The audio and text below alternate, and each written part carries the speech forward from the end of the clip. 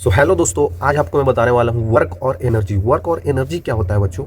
अब हम लोग लगभग क्लास 9 को ख़त्म करने वाले हैं बच्चों। पीछे मैंने क्या बताया, ग्रेविटेशन बताया, force and laws of motion भी बताया बच्चों। तो वो सब चीज़ें आसान थी, वो सबको रिलेट करके ही हम लोग वर्क और एनर्जी पे आ गए, है ना। जिससे हमने जो ग्रेविटेशन पीछे पढ़ा बच्चों, उसमें क्या था कि हम लोग पढ़ रहे थे कि उसमें ग्रेविटी का क्या रोल है, क्या अर्थ हमें खींचती है, तो कौन सी फोर्स लगाती है, एक्सेलरेशन ड्यू टू ग्रेविटी का वैल्यू क्या है, ये सब चीज़ें बताई गई थी। तो वर्क क्या होगा उसमें, उसके आगे हम देखेंगे, है ना बच्चों। वर्क का मतलब काम करना, हम लोग काम करते हैं, है ना। एनर्जी, हमें एनर्जी लगती है, मैं बोल रहा हूँ तो मुझे एनर्जी लग रही है। अगर आप देख रहे हैं तो आपको एनर्जी लग रही है आंखों से कि भाई मैं देख रहा हूँ, है ना। तो ऐसे बहुत सारी चीज़ें हैं बच्चों। तो इसमें बहुत बहुत सारी चीज़ें हम डिस्कस करेंगे। ईजी लगेगा आपको, आसान लगेगा, समझना बहुत ज़रूरी है बच्चों। बाकी सवाल वगैरह भी तो लास्ट में हो ही जाएगा, ठीक है। समझ लीजिएगा तो आपसे होगा सवाल बच्चों, क्यों नहीं होगा। नहीं होगा तो कमेंट कीजिए, मैं तो हेल्प करने के लिए तैयार ही हूँ। ओके, तो चलिए आगे चलते हैं क्लास 9 की फिजिक्स में, ठीक है। तो ज़्यादा इजी है बच्चों, कोई ऐसा टेंशन लेना नहीं है, आसान सा है। ये देखिए, वर्क एंड एनर्जी क्या होता है इसमें। अगर मैंने कुछ फिगर्स लाया है तो मैं क्या बताना चाहता हूँ, जैसे एक यहाँ पे बच्चा है और एक यहाँ पे स्लाइडर है। स्कूल में तो हम लोगों के पास था ही, प्लेग्राउंड में ऐसा रहता था। इस पे ऐसे क्या करते थे, यहाँ पे हम खुद बैठ जाते थे और ऐसे करके यहाँ से ऐसे करके चलते थे और यहाँ पर खिसक के आ जाते थे। तो क्या है कि यहाँ पे एक बॉक्स है, बॉक्स को अगर मैंने यहाँ पर रख दिया तो बॉक्स ऐसे ऐसे करके करके यहाँ तक आ जाएगा। तो क्या हो रहा है बच्चों, ये यहाँ से यहाँ क्यों आ जा रहा है, क्यों हो जा रहा है, इसका मतलब ये बॉक्स कुछ काम कर रहा है, तभी तो यहाँ तक आ रहा है। इसमें ऐसे रखा गया तो इस पर ऐसे जी लग रहा होगा। ग्रेविटेशन तो नीचे ही लगता है ना बच्चों, ग्रेविटेशन किसी भी ऑब्जेक्ट पे तो नीचे ही लगता है, जिसको एक्सेलरेशन ड्यू टू ग्रेविटी भी बोलते हैं, जी बोलते हैं हम लोग, है ना। तो वैसा ही कुछ है, ऐसा ही देखना है। ये कोई कार है बच्चों, ठीक है। ये कोई कार है, कार आगे की तरफ बढ़ेगा। कैसे बढ़ेगा, अगर हम पीछे से इस पर धक्का दें, है ना, पीछे से इस पर धक्का दें। हम इस पर काम कर रहे हैं बच्चों, हम काम कर रहे हैं तो ये आगे बढ़ रहा है। ये भी इसे खींच रहा है, इधर खींच रहा है। तो ये खींच रहा है तो अपने आप इधर इसे करके काम कर रहा है, इधर खींच रहा है। तो ये सब लोग काम कर रहे हैं बच्चों, है ना। तो काम करने में इनका एनर्जी भी तो लग रहा होगा, बिल्कुल। तो एनर्जी लगता है, उसी को एनर्जी बोलते हैं। आगे बताने वाला हूँ मैं सही से, ठीक है। तो यहाँ पे कोई लड़की बैठी हुई है और यहाँ पे कोई है उसका दोस्त जो इसको इस ट्रॉली पे ऐसे खींच रहा है, ठीक है बच्चों। तो इस यहाँ पे कोई एंगल आ जाता है, ठीक है। किसी एंगल पे इसको ऐसे खींच रहा है तो एक कंपोनेंट इसका इधर आ जाता है, एक कंपोनेंट इधर आ जाता है। इधर mg को बैलेंस कर रहा है और इधर इसको खींचने में मदद कर रहा है, ठीक है बच्चों। बताऊँगा आगे, इतना कन्फ्यूज नहीं है ना। तो यहाँ पे फिर भी एक स्लाइड है, स्लाइडर पे क्या है, एक बॉक्स रखा हुआ है।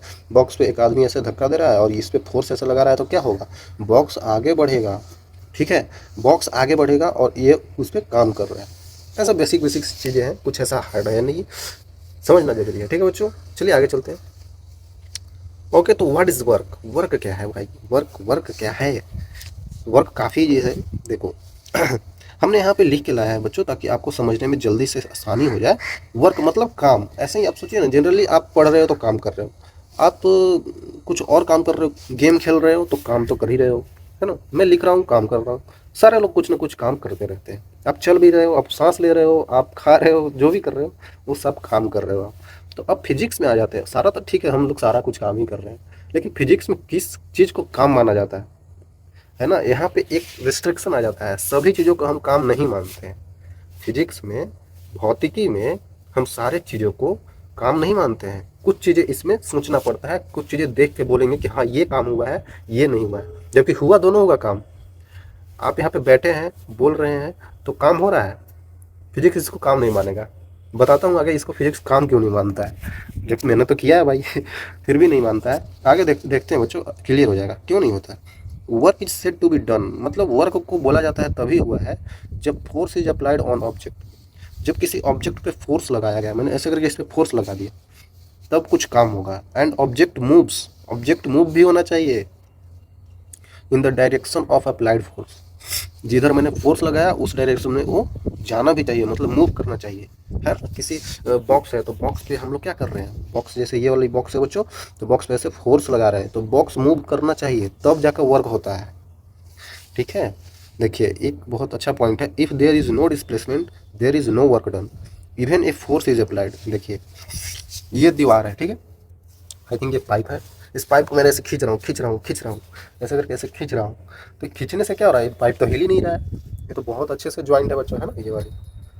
तो ये खींच रहा हूँ तो खींच ही नहीं पा रहा हूँ, मैंने फोर्स तो लगाया, मैंने काम तो किया, बट ये पाइप मूव ही नहीं हुआ। ये पाइप मूव नहीं हुआ बच्चों, इसका मतलब मैंने काम किया ही नहीं, डिस्प्लेसमेंट ही नहीं हुआ, चला ही नहीं। और एक ये पेन है, ठीक है, इस पेन को मैंने ऐसे करके इधर ये यहाँ पे रखा हुआ था मान लेते हैं, ऐसे करके धक्का दे दिया, तो ये पेन चला, ये पेन चला, मतलब डिस्प्लेसमेंट इसका हुआ, है ना बच्चों, इसका डिस्प्लेसमेंट हुआ, इसका मतलब मैंने इस पर काम किया, ठीक है। अगर डिस्प्लेसमेंट नहीं हो रहा है तो काम नहीं होगा बच्चों, ठीक है। देखिए यहाँ पे बहुत इंपॉर्टेंट पॉइंट लिखा गया है ना, ओके। तो ध्यान रखना है आपको, डिस्प्लेसमेंट भी होना चाहिए फोर्स लगाने के बाद, तभी काम होगा, तभी वर्क होगा, ठीक है। जैसे ये आदमी यहाँ पे खड़ा है, भले ही ये बॉक्स को लेकर खड़ा है, ये बॉक्स को लेकर क्या है यहाँ पे खड़ा है, ठीक है, इस पर फोर्स लग रहा होगा, ऐसे करके टांगे हुए हैं, इसको धीरे धीरे बहुत भार पड़ने लगेगा, क्योंकि यहाँ पे जी लग रहा है ना बच्चों, जी लग रहा है, तो इसको धीरे धीरे भार पड़ेगा इसको उठाने में। कांस्टेंट खड़ा है फिर भी ये काम कर रहा है, लेकिन फिजिक्स के अनुसार ये काम नहीं कर रहा है। क्यों नहीं कर रहा है? क्योंकि ये चल ही नहीं रहा है, डिस्प्लेसमेंट ही इसका जीरो है बच्चों, है ना। इसीलिए बोला जाता है फिजिक्स में हम उसी चीज़ों को काम मानते हैं जब हम उस पर फोर्स लगाएं और वो ऑब्जेक्ट चल जाए। मैंने फोर्स लगाया इस पर लेकिन ये चला नहीं, तो इसीलिए डिस्प्लेसमेंट नहीं हुआ, इसलिए वर्क जीरो हुआ, वर्क हुआ ही नहीं। अब अगर हम इस बॉक्सर को लेकर ऐसे चल रहे हैं, तो चल रहे हैं, फोर्स इधर लग रहा है लेकिन हम ऐसे चल रहे हैं, तो चलने पे क्या होगा, चलने पे फोर्स लगेगा बच्चों, है ना, चलने पर फोर्स लगेगा। और इस एंगल का बताते हैं 90 डिग्री कैसे आ रहा है इन दोनों के बीच में, तो 90 डिग्री आएगा तो cos 0 90 कैसे, ये सब चीज़ें मैं बताने वाला हूँ। बस समझना है कि हम काम कर रहे हैं, फोर्स लगा रहे हैं और डिस्प्लेसमेंट हो रहा है, तो इसका मतलब काम हो रहा है बच्चों, ठीक है। ये बॉक्स है, बॉक्स क्या कर रहे हैं, इधर से मैंने 7 न्यूटन का फोर्स लगा दिया, इस पर 7 न्यूटन का, इधर से 10 न्यूटन का। तो जल्दी से बताइए क्या होगा यहाँ पे। ये कोई बच्चा इधर फोर्स लगा रहा है, एक कोई बच्चा इधर फोर्स लगा रहा है, तो इस बच्चे ने इधर 7 न्यूटन का फोर्स लगाया, इसने इधर 10 न्यूटन का फोर्स लगाया, ये फोर्स ज़्यादा है, ये फोर्स कम है, तो बॉक्स किधर मूव करेगा, कमेंट में जल्दी बताइए, राइट या फिर लेफ्ट, राइट या फिर लेफ्ट। तो ये ज़्यादा फोर्स लगा रहा है ना, तो बॉक्स इधर मूव करेगा, और ये 7 इधर लगा रहा है, ये कम है बच्चों, ये कम है, और ये ज़्यादा है, तो ज़्यादा वाला डोमिनेट करेगा ना।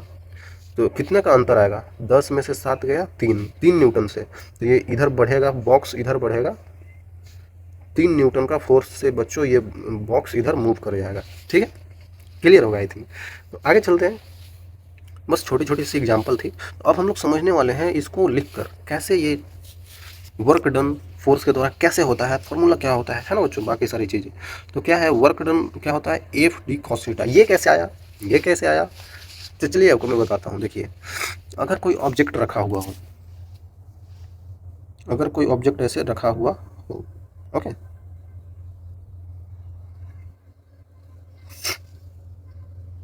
इस पे मैंने फोर्स ऐसे करके लगा दिया, ऐसे ही मान लेते हैं कोई चीज़ रखा हुआ है, मैंने उस पर फोर्स लगा दिया, कोई दिक्कत नहीं है, मास m का था। तो बच्चों जब मैंने फोर्स लगाया इस पर, तो इस ऑब्जेक्ट में कुछ डिस्प्लेसमेंट हो गया, ये ऑब्जेक्ट चलने लगा बच्चों, ये ऑब्जेक्ट चलने लगा, मान लेते हैं यहाँ से चलते चलते यहाँ पे आ गया, ऑब्जेक्ट चलते चलते यहाँ पे आ गया, तो यहाँ से बच्चों देखे तो ये डी डिस्टेंस कवर कर लिया। मैंने जब फोर्स लगाया तो ये कुछ डिस्प्लेसमेंट हुआ, ये कुछ डिस्टेंस चला बच्चों, ओके ओके। जब ये चला तो इसका मतलब हमने कुछ काम भी किया, हमने कुछ काम भी तो किया। ये जब ऑब्जेक्ट यहाँ से यहाँ चला गया तो इसका मतलब हमने इस ऑब्जेक्ट पे कुछ काम किया बच्चों, मेहनत किया। तो अगर मैं देखूं तो मैंने काम कितना किया, वर्क, वर्क हो जाएगा जब जितना हमने इसको चलाया, जितना इस पर मैंने फोर्स लगाया गुने डिस्प्लेसमेंट, डिस्प्लेसमेंट मतलब जितना मैंने इसको डिस्टेंस आगे भगाया बच्चों, ओके। तो ये हो जाता है वर्क डन, ठीक है बच्चों। आई थिंक क्लियर होगा बच्चों। यही चीज़ यहाँ पे आपको फिर से बताया गया है कि वर्क डन क्या होता है। यहाँ पे कॉस थीटा आने का क्या मतलब है, कॉस थीटा आने का, ये कॉस थीटा आने का क्या मतलब है, मतलब इसलिए है क्योंकि जब देखिए ये डिस्प्लेसमेंट जो है ना, डी यहाँ पे क्या है डिस्प्लेसमेंट, ये डी डिस्प्लेसमेंट हो गया, और यहाँ पे फोर्स क्या है, ये भी फोर्स है, और ये दोनों बच्चों वेक्टर क्वांटिटी है। तो वेक्टर है तो ऑब्वियसली मैग्नीट्यूड तो सिर्फ होगा नहीं, हमें डायरेक्शन भी देखना है। तो डायरेक्शन क्या होगा, डायरेक्शन देखने के लिए क्या करना होगा बच्चों, देखिए जिधर भी फोर्स लग रहा है उसी को डायरेक्शन ले लेंगे। फोर्स इधर लग रहा है तो मतलब डायरेक्शन इधर है, डिस्प्लेसमेंट इधर हो रहा है तो डायरेक्शन इधर है, मतलब फोर्स भी ऐसे डिस्प्लेसमेंट भी ऐसे, ये देखिए फोर्स भी इसी डायरेक्शन में और डिस्प्लेसमेंट भी इसी डायरेक्शन में लग रहा है। तो इसका मतलब दोनों के बीच का क्या है, एंगल कितना है, 0 डिग्री है बच्चों। दोनों के बीच का एंगल कितना है, 0 डिग्री। मान लेते हैं एक ऐसे लाइन बना दिया और एक उसी पे एक ऐसे लाइन बना दिया, तो इन दोनों के बीच एंगल क्या होगा, 0 डिग्री ही तो होगा बच्चों। वैसा ही यहाँ पे है, ठीक है। तो अगर मैं कॉस थीटा ले लूँ, मतलब मैं सोच रहा हूँ कि मैं क्या चीज़, कौन सा एंगल लूँ कि यहाँ पे मेरा फार्मूला सटीक बैठे, सही बैठे बच्चों। तो मैं जब सोचा जब साइंटिस्ट जी ने सोचा, वर्क का ऐसा यूनिट तो जूल होता है, तो उन्होंने सोचा, क्या सोचा कि अगर एफ डी कॉस थीटा आ जाए। एफ डी कॉस थीटा मतलब एफ डॉट डी का मतलब क्या होता है पता है आपको, F dot D, dot dot है ये बच्चों, डॉट का मतलब क्या होता है मैं बताता हूँ, F D cos of theta. अगर डॉट हटाओगे ना तो कॉस ऑफ थीटा लाना पड़ेगा। और थीटा किन किन के बीच का एंगल है पता है तुमको, थीटा किन के बीच का एंगल है, एफ और डी के बीच का एंगल है, एफ और डी के बीच का एंगल है, क्योंकि दोनों ही वेक्टर क्वांटिटी है। मैं बता रखा हूँ दोनों ही वेक्टर क्वांटिटी है, तो इन दोनों के बीच का एंगल ही थीटा होता है। तो डॉट जब हटता है ना तो कॉस थीटा आता है। देखो डॉट यहाँ पे डॉट नहीं है, ये तो ऐसे ही है। तो डॉट जब हटता है तो कॉस थीटा आता है। तो कॉस ऑफ 0 डिग्री, क्योंकि इन दोनों के बीच का एंगल कितना है, 0, तो कॉस 0 कितना होता है, कॉस ऑफ 0 डिग्री क्या होता है, 1 होता है। याद रखिएगा बच्चों 1 होता है, ये मैथ्स में बता रखा हूँ मैं, ठीक है। कॉस ऑफ 0 क्या आता है, 1 होता है। तो ये इसका वैल्यू जब 1 हो जाए तो कितना हो जाएगा, एफ इंटू डी हो जाएगा। तो वही चीज़ आ गया, देखो फिर से वही चीज़ आ गया। ये गुना है बच्चों, बस ऐसे ही है, गुना किया हुआ।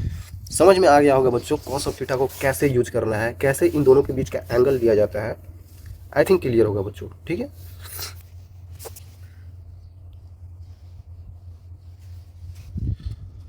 ओके बच्चों, आई थिंक क्लियर होगा कैसे ये फॉर्मूला आता है और इसमें थीटा का क्या वैल्यू, मतलब कैसे इसमें कॉस का टर्म आया। ओके, डॉट हटता है तो कॉस आता है बच्चों, ये हमें बड़े बड़े लोगों ने बताया है, इसीलिए इसको जानना जरूरी है, ठीक है। तो यहाँ पे मैग्नीट्यूड होता है, एफ जो होता है मैग्नीट्यूड ऑफ फोर्स हो गया, डी हो गया डिस्प्लेसमेंट ऑफ ऑब्जेक्ट, थीटा हो गया angle between force and displacement, वही चीज़ है। तो वर्क कभी पॉजिटिव आएगा, वर्क कभी निगेटिव आएगा, वर्क कभी जीरो भी आ सकता है बच्चों, है ना। वर्क कभी पॉजिटिव निगेटिव जीरो भी आ सकता है। अब यहाँ पे सोचना होगा वर्क क्या है, जब इन दोनों वेक्टर क्वांटिटी हो गया तो वर्क क्या है, बताइए बताइए वर्क क्या है बच्चों। वर्क क्या है, स्केलर है, ये होता है स्केलर क्वांटिटी। पता है क्यों, क्योंकि बच्चों वर्क जो होता है ना, काम, वो हमें सिर्फ वैल्यू को बताता है, वो हमें सिर्फ मैग्नीट्यूड की बताता है। ये नहीं बताता है कि हम इसको किस डायरेक्शन में वर्क कर रहे हैं, हम काम कर रहे हैं लेकिन किस डायरेक्शन में काम कर रहे हैं, ऐसा कुछ बताता नहीं है। जैसे फोर्स है, फोर्स बताता है कि हम ऐसे फोर्स लगा रहे हैं तो इस डायरेक्शन में फोर्स लगा रहे हैं ना, लेकिन वर्क में ऐसा नहीं होता है। और ऐसे भी समझ सकते हैं कि जब दो वेक्टर क्वांटिटी का मल्टीप्लिकेशन होता है ना तो वो स्केलर ही आता है, ऐसे भी समझ सकते हैं, ठीक है। मेजोरिटी केसेस में ऐसा ही होता है बच्चों, ठीक है।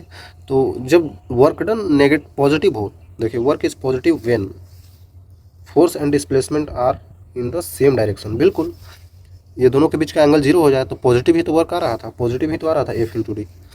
निगेटिव कब आएगा, जब दोनों 180 डिग्री पे हो जाए, जब हम फोर्स ऐसे लगा रहा हूँ डिस्प्लेसमेंट ऐसे हो रहा हो, देखिए अपोजिट डायरेक्शन में हो, जिससे फ्रिक्शन अपोजिंग मोशन। बिल्कुल, आगे मैं इसका एग्जांपल भी देने वाला हूँ। वर्क डन 0 कब होगा, जब डिस्प्लेसमेंट ही नहीं होगा, पीछे बता रखा है ना, no work is done when displacement is 0। बिल्कुल, हमने इस पे पाइप पे फोर्स लगा रहा था लेकिन पाइप चल ही नहीं रहा है, तो इसका मतलब उस पर वर्क 0 हो रहा है बच्चों। When force is perpendicular to the displacement, बिल्कुल, कैरिंग अ बैक हॉरिजॉन्टली। वही चीज़ देखिए, वर्क यहाँ पे 0 कब होता है, देखिए ये जो मैं आपको बता रहा था ना, जब फोर्स ऐसे लगा रहा हूँ और चल ऐसे रहा हूँ तो दोनों के बीच में 90 डिग्री है। तो अभी बताया मैंने आपको बच्चों, अभी बताया कि वर्क डन क्या है, F into F dot D है ना। तो एफ डी कॉस थीटा आ जाएगा, कॉस थीटा आ जाएगा। तो एफ डी तो ठीक है, लेकिन कॉस ऑफ 90 डिग्री क्या होता है, कॉस ऑफ 90 डिग्री 90 है ना इन दोनों के बीच का एंगल। तो कॉस 90 बच्चों 0 होता है, तो ये पूरा ओवरऑल 0 हो जाएगा बच्चों। तो वर्क डन 0 हो जाएगा। देखिए खड़ा था तो भी वर्क डन 0 था, और यहाँ से चल रहा है फिर भी वर्क डन 0 है। क्यों, क्योंकि जिधर मैं फोर्स लगा रहा हूँ उसके परपेंडिकुलर चल रहा हूँ। तो ऑब्वियसली इक्वेशन में अगर हम रख दें, फॉर्मूला में रख दें, तो थीटा का वैल्यू 90 डिग्री, तो वर्क ही नहीं हो रहा है। सोचिए ऐसा भी हो सकता है, हम चल भी रहे हैं फिर भी वर्क नहीं हो रहा है, क्योंकि जब चल रहे हैं तो फोर्स की 90 डिग्री पे लग रहा है डिस्प्लेसमेंट से, इसीलिए वर्क 0 भी हो सकता है बच्चों, ठीक है। ध्यान रखना है, अच्छी अच्छी चीज़ें हैं इसमें, समझिए आप लोग, है ना। बता दिया यहाँ तक, चलिए कुछ आगे और चीज़ें देख लेते हैं। ओके, उसी चीज़ को आगे और बताया जाता है, positive negative and 0 work done. वही देखिए, अब जब इस बॉक्स पे डिस्प्लेसमेंट इधर हो रहा है, फोर्स इधर लगा है, अभी बताया, तो इस दोनों के बीच का एंगल 90 डिग्री है। तो 90 डिग्री पर क्या होगा, F D cos of 90 degree. तो कितना हो जाएगा, कॉस 90 तो जीरो होता है, तो जीरो हो रहा है बच्चों, वर्क डन जीरो हो रहा है। सेकंड केस में क्या हो रहा है, डिस्प्लेसमेंट ऐसे हो रहा है और फोर्स भी इधर ही लग रहा है, तो दोनों के बीच में एंगल कितना है, 0 डिग्री है एंगल बच्चों, है ना। एक चीज़ ऐसे हो रहा है, इसी पे ऐसे हो रहा है, तो इन दोनों पैरेलल हो गया ना, तो एंगल कितना हो गया, 0 डिग्री। तो F D cos of 0 degree बच्चों। कॉस जीरो क्या होता है, कॉस जीरो क्या होता है, 1 होता है, तो एफ इंटू डी आ जाएगा, ठीक है। और आगे देखते हैं, और आगे जब इस बॉक्स पे मैंने फोर्स इधर लगा दिया और डिस्प्लेसमेंट इधर हुआ, ऐसे कैसे हो सकता है, हो सकता है, मान लेते ऑब्जेक्ट चल रहा है ऐसे, ठीक है, तो इस पे ये ऑब्जेक्ट चल ऐसे रहा है बच्चों, डिस्प्लेसमेंट इधर हो रहा है ना, तो मान लेते हैं ये ऑब्जेक्ट जो है चल इधर रहा है, लेकिन जो फ्रिक्शन होगा, ये मान लेते हैं फ्रिक्शन है, ये तो फ्रिक्शन है मान लेते हैं, तो फ्रिक्शन इस पे अपोज करेगा ना, पीछे की तरफ फोर्स लगाएगा, तभी तो ये आगे जाके रुक जाएगा। चल ऐसे रहा है लेकिन फ्रिक्शन तो पीछे ही तो लग रहा होगा, है ना बच्चों। तो फ्रिक्शन इधर और डिस्प्लेसमेंट इधर, तो दोनों के बीच में कितना एंगल हुआ बच्चों, दोनों के बीच में एंगल कितना हो गया, ये इधर इधर ऐसे करके 180 डिग्री हो गया। तो F D cos of 180 degree बच्चों कितना हो जाएगा, F into D into cos 180 होता है -1। याद रखिए ये सब वैल्यू मैथ्स में है बच्चों, मैं यहाँ पे बताऊंगा तो बहुत टाइम हो जाएगा, मैथ्स में ये सब है, और नहीं भी है तो ये बेसिक बेसिक चीज़ें आप याद कर लीजिए।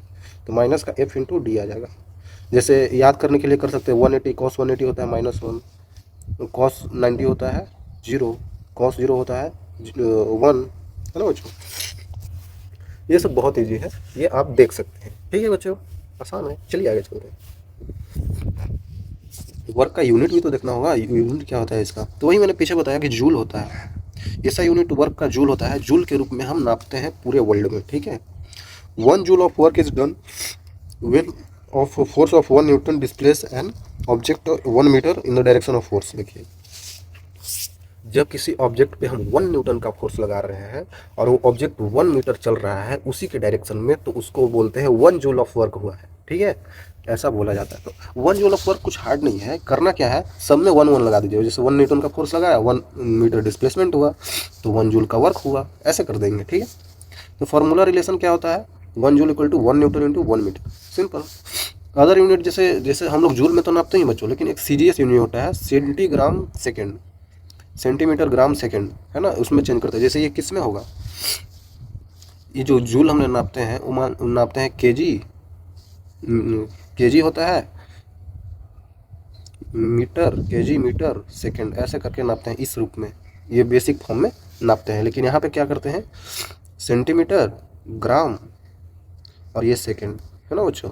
तो जैसे मीटर को सेंटीमीटर बदल देते हैं और केजी को ग्राम में, तब सीजीएस यूनिट आता है। और 1 joule equal to 10 to the power 7 erg होता है, 1 joule equal to 10 to the power 7 erg होता है बच्चों, ये याद रखिएगा, ठीक है, आसान है, ओके, ऐसे करके याद रख सकते हैं। यहाँ पे अगर आपको कन्फ्यूजन अगर हो कि बच्चों मैंने ऐसे कैसे लिख दिया, तो ये 7 बच्चों ऊपर आता है, ठीक है, ये 7 बच्चों ऊपर आता है, 10 टू द पावर 7 अर्ग, ठीक है।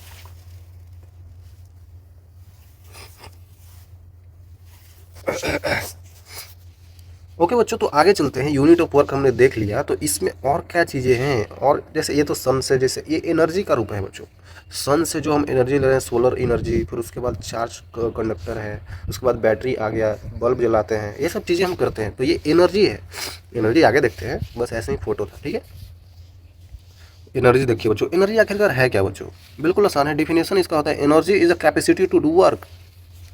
हमारा कैपेसिटी है कि हम आज दिन भर पढ़ा सकते हैं, तो उसमें हमारा एनर्जी लग रहा है बच्चों, हमारा कैपेसिटी है वर्क करने का, तो उसको बोलते हैं एनर्जी हम में, है ना। हम कहते हैं ना तुम्हारा एनर्जी लॉस हो गया है, तुमने पता नहीं क्या काम कर दिया कि एनर्जी लॉस हो गया, है ना। तो वैसा चीज़ें हम लोग बोलते हैं जनरली कि एनर्जी लॉस हो गया, तो वही डिफिनेशन में भी बताया गया है। बोल रहा है connection with work, work and energy are directly related, जैसे energy is required to perform work, बिल्कुल सही है, ये सब पढ़िएगा आपको समझ में आएगा। एग्जांपल्स एनर्जी डेली लाइफ में, जैसे moving a car energy, moving motion, stretched rubber and store it's energy, है ना। जैसे रबड़ को भी अगर मैंने ऐसे करके खींच दिया तो उसके बाद छोड़ते हैं, तो उसका एनर्जी क्या होता है, फिर से ऐसे क्या करता है, उसको नॉर्मल स्टेट में लाने की कोशिश करता है ना, उसी की एनर्जी नॉर्मल स्टेट में लाने की कोशिश करता है। आई थिंक क्लियर होगा बच्चों, है ना। उसकी मटेरियल पे भी डिपेंड करता है वो चीज़। ओके, तो कुछ फॉर्म्स ऑफ एनर्जीज होते हैं, जैसे कि यहाँ पे आप देख सकते हैं काइनेटिक एनर्जी होता है, पोटेंशियल एनर्जी तो और तरह के होते हैं, लेकिन काइनेटिक पोटेंशियल आपको 9th क्लास में बेसिक इसको जान लेना है, ठीक है। तो energy possessed by a body due to its motion. Okay, due to its motion होता है, इसके मोशन की वजह से होता है। जो काइनेटिक एनर्जी कैसे आता है, जब किसी ऑब्जेक्ट पे एनर्जी लगता है मोशन के कारण, है ना, जब मोशन के कारण एनर्जी लगाना पड़ता है तब। पोटेंशियल एनर्जी का क्या होता है, जब किसी ऑब्जेक्ट को किसी पोजीशन में, मतलब रेस्ट में मान लेते हैं, या फिर किसी कॉन्फ़िगरेशन, किसी पोजीशन की बात हो रही है ना, तो उसमें जब एनर्जी लगता है तो हो जाता है पोटेंशियल एनर्जी बच्चों, ठीक है। दोनों को आसानी से समझना, ये मोशन के कारण, ये किसी पोजीशन के कारण। ओके, जैसे यहाँ पे देख सकते हैं आप 2 एग्जाम्पल। पोटेंशियल एनर्जी में क्या हो रहा है, इसने अपने तीर को ऐसे, जो धनुष, तीर धनुष होता है, ऐसे करके खींचा बच्चों।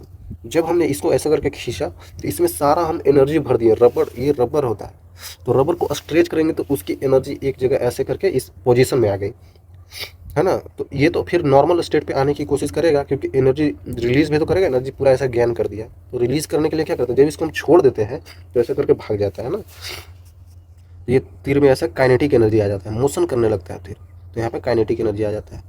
और वही जब यहाँ पे ऐसे करके पकड़े होते हैं पीछे की तरफ, तो पोटेंशियल एनर्जी आता है बच्चों, ठीक है। इस पोजीशन के कारण आता है इसमें। जैसे एक बच्चा एक टॉप पे खड़ा है, यहाँ पे बॉल रखा है, तो इसका पोटेंशियल एनर्जी यहाँ पे कुछ होगा, क्योंकि यहाँ पे कुछ फोर्स लग रहा है नीचे, है ना वो जो, और इसको पकड़े रहने में कुछ एनर्जी भी लगाना होगा। इस पोजीशन में पकड़े रहने के लिए कुछ एनर्जी लगा रहा होगा, ऐसे करके पकड़े पकड़े पकड़े, है ना। तो ये पोटेंशियल एनर्जी यहाँ पे गेन हो रहा है। तो अब इसको अगर हम छोड़ दें, इसको छोड़ दें तो क्या होगा, potential energy transforming into kinetic energy. छोड़ देंगे तो इसमें मोशन होने लगेगा, नीचे जी लग रहा होगा और नीचे खींच रहा होगा, तो ऐसे करके mg नीचे लगने लगा होगा फोर्स। तो नीचे फोर्स लगने लगा तो ये क्या हो जाएगा, नीचे बढ़ने लगेगा, नीचे चलने लगेगा, है ना बच्चों। तो इस मोशन में उसको काइनेटिक एनर्जी मिल जाएगा, है ना बच्चों। पकड़े थे एक ही स्टेट में, पकड़े हुए थे एक ही पोजीशन, एक ही कॉन्फ़िगरेशन में पकड़े हुए थे, तो यहाँ पे पोटेंशियल एनर्जी गेन हो रहा था। और जब इसको मैंने छोड़ दिया तो इधर नीचे वेलोसिटी आ गया बच्चों, और ये चलने लगा तो मोशन आ गया बॉल में, तो इसी कारण से उसमें काइनेटिक एनर्जी हो गया, काइनेटिक एनर्जी आ गया, है ना। आई थिंक क्लियर होगा बच्चों। चलिए आगे बताता हूँ। हाँ, जैसे काइनेटिक एनर्जी क्या होता है बच्चों, पीछे होता है, मोशन के कारण होता है। तो जब हम देखें तो हम ये सब चीज़ें हमेशा जब एक्सेलरेशन कांस्टेंट होता है तब लगाते हैं, एक्सेलरेशन इक्वल टू कांस्टेंट, ठीक है बच्चों। वेरिएबल होगा तो नहीं लगा पाएंगे, ओके। एक्सेलरेशन कांस्टेंट होता है तब इस चीज़ों का हम यूज करते हैं। तो जब एक्सेलरेशन कांस्टेंट होता है तो मैंने एक फार्मूला भी बताया था आपको क्या बताया था बच्चों,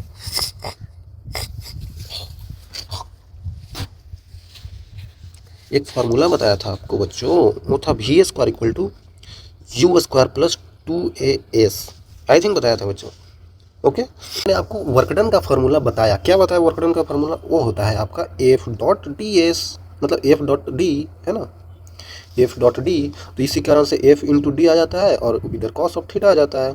तो यहीं से बच्चों हम इधर इसको ड्राइव करेंगे, ओके। तो मान लेते हैं कि अभी थीटा का वैल्यू क्या है बच्चों, 0 डिग्री है, सेम डायरेक्शन में लग रहा है वर्क, तो वर्क क्या हो जाएगा, F इंटू डी, ठीक है बच्चों, F इंटू डी हो जाएगा। तो यहाँ पे फोर्स का देखूँ तो जब किसी ऑब्जेक्ट में मोशन आ जाता है, जब वो ऑब्जेक्ट चलने लगता है और एक्सेलरेशन कांस्टेंट हो बच्चों, एक्सेलरेशन कांस्टेंट है, तो उस पर जो फोर्स लगता है मास इंटू एक्सेलरेशन लगता है बच्चों। ये चीज़ आपने देखा होगा, तो उसी चीज़ का यहाँ पे यूज करेंगे। जैसे यहाँ पे देखिए फोर्स क्या होगा, mass into acceleration into displacement, ये क्या है बच्चों, डिस्प्लेसमेंट, और एस भी डिस्प्लेसमेंट ही होता है। तो यहाँ से क्या आ जाएगा एस, देखिए तो v² माइनस u² उधर ले गया अपॉन 2a आ जाएगा इक्वल टू एस। एस का वैल्यू देख सकते हैं क्या आ गया हमारे पास, ठीक है ना, एस का वैल्यू हमारे पास ये आ गया, मतलब वही डिस्प्लेसमेंट है बच्चों, ये डिस्प्लेसमेंट है, ठीक है, डिस्प्लेसमेंट है। और उसी चीज़ को यहाँ पे लिख देते हैं v² minus u² upon 2a, ये भी एक्सेलरेशन कट गया। तो वर्क डन हमारे पास आ रहा है m, मतलब half m into v² minus u², ऐसा ही तो आ रहा है हमारे पास, ठीक है। अगर मैं मान लूँ इफ़ इनिशियली रेस्ट पे है, इनिशियली किस चीज़ पे है, रेस्ट पे है, ऑब्जेक्ट इनिशियली रेस्ट पे है, जैसे हमने बताया ना, ये वाले ऑब्जेक्ट मान लेते हैं यहाँ पे, ये मान लेते हैं कि रेस्ट पे था, है ना। तो वैसे ही मान लेते हैं फर्स्ट टाइम में कोई ऑब्जेक्ट रेस्ट पे है, तो उसका फर्स्ट टाइम में वेलोसिटी क्या होगा, वो तो 0 हो जाएगा ना बच्चों। यू का वैल्यू क्या हो जाएगा, 0 हो जाएगा। तो अगर मैं यू का वैल्यू 0 रख दूँ यहाँ पे तो half M into V square आ जाएगा। ओके, तो वर्क डन हमारे पास आ गया half M V square. Okay, तो जो एनर्जी होता है ना वही वर्क डन के बराबर हो जाता है। यहाँ पे आपने देखा अभी कि काइनेटिक एनर्जी क्या होता है, energy possessed by an object due to its motion. जब उसमें मोशन होने लग रहा है तो उसमें जो एनर्जी लगाना पड़ जाता है, एनर्जी क्या है बच्चों, जो हम उस पर काम कर रहे हैं, है ना, काम कर रहे हैं। देखिए यहाँ पे energy is the capacity to do work, कितना कैपेसिटी है वर्क करने का, उसी को एनर्जी बोल देते हैं। तो हमारे पास इतना कैपेसिटी है हम वर्क करने का, कैपेसिटी टू डू वर्क, इतना मुझे काम करने की कैपेसिटी है, क्योंकि इनिशियल वेलोसिटी तो 0 हो गया और फाइनली वेलोसिटी मुझे भी दिया हुआ है। तो जब वो मोशन कर रहा होगा तो उसकी इतनी कैपेसिटी है काम करने का बच्चों। तो यहाँ पे हम लिख सकते हैं कि काइनेटिक एनर्जी भी इतना ही हो जाएगा, हाफ एम वी स्क्वायर। और अगर मैं बताऊँ यहाँ पे, अगर मैं यहाँ पे बताऊँ तो इनिशियल काइनेटिक एनर्जी 0 था, इनिशियल काइनेटिक एनर्जी यहाँ पे 0 था बच्चों। Initial kinetic energy is equal to 0, क्योंकि इनिशियल वेलोसिटी 0 था बच्चों, है ना। तो ये हमारा काइनेटिक एनर्जी फाइनल आ गया। ठीक है, आई थिंक क्लियर होगा बच्चों। आसानी तरीक़ा से इसको आप ड्राइव भी कर सकते हैं सोच सोच कर। ठीक है, जो कैपेसिटी होता है वर्क करने का ना, उसी को हम लोग क्या बोलते हैं, उसी को हम लोग एनर्जी बोल देते हैं। तो यहाँ पे काइनेटिक एनर्जी है क्योंकि इस पर वेलोसिटी का वेलोसिटी का यूज हो रहा है यहाँ पे, और वेलोसिटी के कारण ही हम लोग काइनेटिक एनर्जी को लेते हैं। आई थिंक क्लियर होगा। चलिए आगे देखते हैं। तो क्या यहाँ पे कुछ पोटेंशियल एनर्जी की बात हो रही है, तो पोटेंशियल एनर्जी mgh होता है। ये कैसे होता है, पोटेंशियल एनर्जी mgh क्यों होता है, इसलिए होता है mgh क्योंकि ये तभी लगता है जब कोई ऑब्जेक्ट उसकी पोजीशन में हो, उसी के कॉन्फ़िगरेशन में हो, है ना। जैसे मान लेते हैं कि जो अभी एग्जांपल दिया था आपको मैंने, यहाँ से एक बॉल है, बॉल को मैंने ऊपर से ऐसे ऐसे गिराना है बच्चों, तो ऐसे करके ये गिरेगा। ठीक है, तो जब यहाँ पे ये रुका हुआ है, तो अभी मैंने आपको पीछे बताया वर्क डन क्या होता है, F इंटू एस होता है। मान लेते हैं कि दोनों के बीच का एंगल 0 डिग्री है बच्चों, तो नीचे गिरता है तो इनिशियली इसका U होता है ना, और ये हाइट h है बच्चों, हाइट h है। तो वही डिस्प्लेसमेंट को h मैंने लिख लिया। तो नीचे इस पर फोर्स कितना लग रहा होगा, नीचे acceleration due to gravity g है, इसका मास m है बच्चों। तो फोर्स क्या हो जाएगा बच्चों, मास इंटू एक्सेलरेशन होता है। तो मास नीचे लग रहा है, मास है, और नीचे इस पर जी लग रहा है, तो जी इंटू कितना हाइट, कितना डिस्टेंस चलना है, इसको एच चलना है, तो एम जी एच हो गया, सिंपल एम जी एच हो गया। आई थिंक क्लियर होगा बच्चों आपको, है ना, आई थिंक क्लियर होगा। ये तो मैंने आपको जी के लिए बताया। ऐसे ही अगर कोई और कांस्टेंट एक्सेलरेशन लग रहा होगा, similarly constant acceleration for constant acceleration, ठीक है बच्चों, कांस्टेंट एक्सेलरेशन के लिए भी हम इसको यूज कर सकते हैं। ओके, आई थिंक क्लियर होगा बच्चों आपको। जैसे एग्जांपल देख सकते हैं, water stored at the height of the tank, तो पोटेंशियल एनर्जी उसमें हो जाता है। जैसे वाटर को किसी ऊंचाई पर रख दिए, इस यहाँ पे मान लेते हैं मैंने वाटर को रख दिया, ठीक है, तो क्या होगा, which is converted into kinetic energy generate electricity. देखिए, अगर किसी चीज़ को मैं ऊंचाई पर रख देता हूँ ना, तो उस पर अपने आप एक पोटेंशियल एनर्जी लगने लगता है, उस पर पोटेंशियल एनर्जी किसी हाइट पे हो जाता है। देखिए, जब इस ऑब्जेक्ट को मैंने यहाँ पे रखा था तो इस पर पोटेंशियल एनर्जी ऑलरेडी है, इसमें एनर्जी भरा हुआ है बच्चों, पोटेंशियल एनर्जी। और जब इसको हम छोड़ देंगे तो वहाँ से ये काइनेटिक एनर्जी में बदल जाएगा, क्योंकि इसमें वेलोसिटी आ जाएगा बच्चों। और जब इसमें वेलोसिटी आ गया, इसमें एक्सेलरेशन आ गया, ये फोर्स लगा सकता है। तो फोर्स लगाने से यहाँ पे इलेक्ट्रिसिटी का भी जनरेट करता है। तो हम बताते हैं कि हम एक एनर्जी को, किसी एक एनर्जी को हम दूसरे एनर्जी में कन्वर्ट कर रहे हैं, और उससे हम लोग इलेक्ट्रिक एनर्जी जनरेट कर पा रहे हैं। तो हम कुछ खुद से एनर्जी इधर उधर से लगा नहीं रहे, बस हम एनर्जी को कन्वर्ट कर रहे हैं। यहाँ पे पोटेंशियल एनर्जी था, इसको काइनेटिक में बदल दिया, फिर इलेक्ट्रिक में बदल दिया। सारा चीज़ें बच्चों हम लोग चेंज कर पा रहे हैं, हम जनरेट नहीं कर पा रहे हैं, हम बच्चों जनरेट नहीं कर पा रहे हैं, ओके, हम कन्वर्ट कर पा रहे हैं। आई थिंक क्लियर होगा बच्चों। चलिए आगे देखते हैं। ओके, एक सवाल है, करना सवाल जरूरी है, एक सवाल कर लेते हैं बच्चों आपके लिए, ठीक है, करिए, आप लोग करिए बच्चों। What is the work done to increase the velocity of a car from 30 to 60। Initial velocity मुझे दे दिया 30 से, हमको 30 किलोमीटर पर आवर है ना, से हमको कहाँ ले जाना है, 60 किलोमीटर पर आवर बच्चों, ठीक है। तो कितना काम करना होगा वही बोल रहा है, एक तो mass of the car is, mass of the car मुझे दे ही दिया है 1500 kg है। हाँ तो सिंपल है, हम लोग को कितना वर्क करना होगा इतना वेलोसिटी इंक्रीज करने के लिए, तो देख लेते हैं, आसानी से हो जाएगा।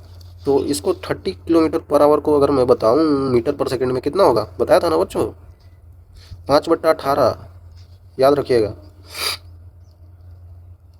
3×6 = 18, 3×9 = 30 हो जाएगा, तो 50/6 मतलब कि 25/3 हो जाएगा मीटर पर सेकंड। उसी तरीके से अगर मैं बताऊं आपको 60 किलोमीटर पर आवर को बदलना है मीटर पर सेकंड में, तो 60 × 5/18 क्यों ले रहे हैं, क्योंकि मीटर पर सेकंड में लाना है किलोमीटर पर आवर को। 17×18 6 देंगे 60 हो जाएगा, तो हो जाएगा 50/3 मीटर पर सेकंड। ठीक है, ये इनिशियल था और ये हमारा फाइनल आ गया। ठीक है बच्चों, इन दोनों को हम लोग यूज कर लेते हैं, बना लेते हैं। तो बोल रहा है कि कितना वर्क डन करना होगा, what the work done to increase the velocity, कितना काम करना होगा बच्चों, तो काम इतना करना होगा, चलिए बताता हूँ। चेंज इन काइनेटिक एनर्जी निकाल लेता हूँ। इनिशियल काइनेटिक एनर्जी कितना हो जाएगा, हाफ एम, इनिशियल कितना वेलोसिटी है, इनिशियल ये था ना 30 को मैंने चेंज किया, इतना आया, तो यू स्क्वायर हो जाएगा, तो कितना हो जाएगा, हाफ एम इंटू 25/3 का स्क्वायर। ठीक है, और फाइनल काइनेटिक एनर्जी कितना हो जाएगा बच्चों, हो जाएगा half M into V square. Finally half M into V, finally V कितना हुआ होगा, 60 है, तो 60 को कितना चेंज किया मैंने, 50/3 में स्क्वायर हो जाएगा। ठीक है,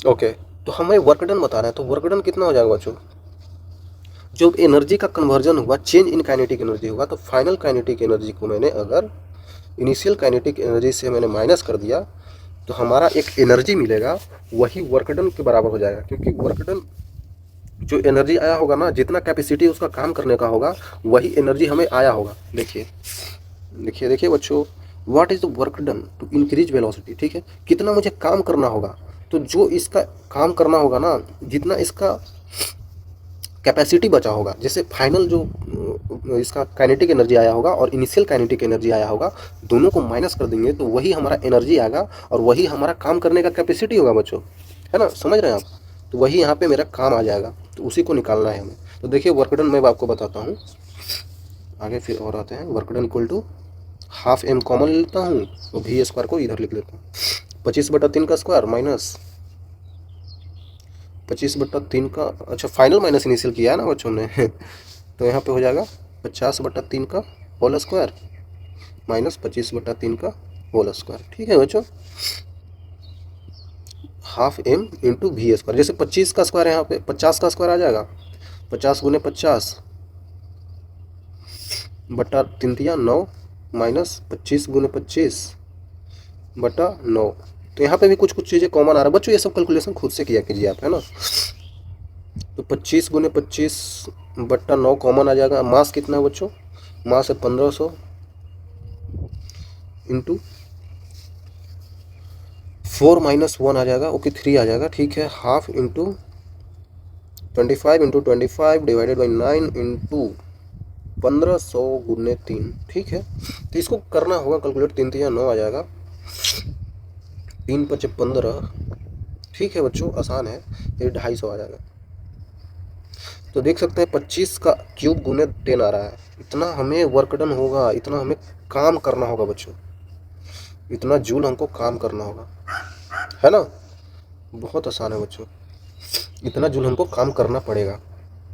ओके, देखिए वर्क डन कितना होगा, वही वर्क डन हमने आपको पीछे बताया बच्चों, चेंज इन काइनेटिक एनर्जी, जितना इसको काम करने में लगा होगा वही चेंज इन काइनेटिक एनर्जी हो जाएगा। देखिए वर्क डन क्या है, चेंज इन काइनेटिक एनर्जी है बच्चों, है ना, इसी का यूज किया था। आई थिंक क्लियर होगा बच्चों, आई थिंक आपको समझ में आ रहा होगा। इसको यहाँ पे एक और चीज़ मैं लिख दूँगा तो आपको और ज़्यादा अच्छा लगेगा, क्यों, क्योंकि देखिए यहाँ पे देखते हैं work done equal to half M V square minus half M U square, तो final kinetic energy minus initial kinetic energy. ठीक है बच्चों, ऐसे आपको और क्लैरिटी मिलेगी। ठीक है बच्चों, बिल्कुल आसान है बच्चों, समझिएगा तो आपको सारा समझ में आएगा। ठीक है, तो ठीक है बच्चों, चलिए चलिए, ओके बाय बच्चों, सी यू अगेन। ओके, तब तक के लिए बाय। अगर आपने यहाँ तक आया और समझा, समझना बहुत ज़रूरी है, टाइम भले ही कितना लगे, आप क्लास 9th में हैं बच्चों, समझिए, आप समझिएगा तो आपका विकास होगा, आप समझ पाएंगे ना चीज़ों को, आप खुद से कीजिए, खुद से करना बहुत ज़रूरी है। Okay bye, see you again.